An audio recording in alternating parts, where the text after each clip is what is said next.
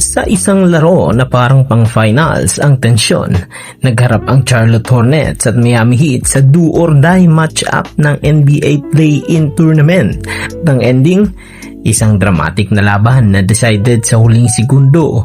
Papunta na sa overtime ang laban at halos tabla ang score habang papatapos na ang oras. Nakalamang sandali ang Miami matapos makakuha ng foul at free throws kaya naging 126-125 ang score pabor sa Heat. Mukhang sila na ang mananalo pero may ibang plano sila Melo Ball.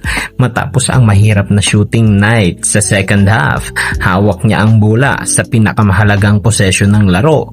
Walang hesitation, diretso siyang umatake sa basket at tinapos ito sa clutch layup na may 7 segundo na lang sa oras. Ibinalik ang lamang sa Hornets 127-126. Pero hindi pa tapos ang drama. May huling pagkakataon ang Miami para agawin ng panalo. Wala na silang timeout kaya mabilis nilang itinulak ang bola sa huling play. At doon pumasok ang pinakamalaking depensa ng gabi. Si Miles Bridges ay dumating sa eksaktong oras para ibasura ang final shot ng Heat gamit ang isang napakalaking block. Game over. Sa isang iglap, nasil ng Hornets ang 127-126 victory at tuluyang na-eliminate ang Miami sa tournament. Pagkatapos ng laro, sinabi ni Melo sa interview na simple lang ang nasa isip niya sa huling drive, manalo at itama ang mga pagkakamali niya sa laro.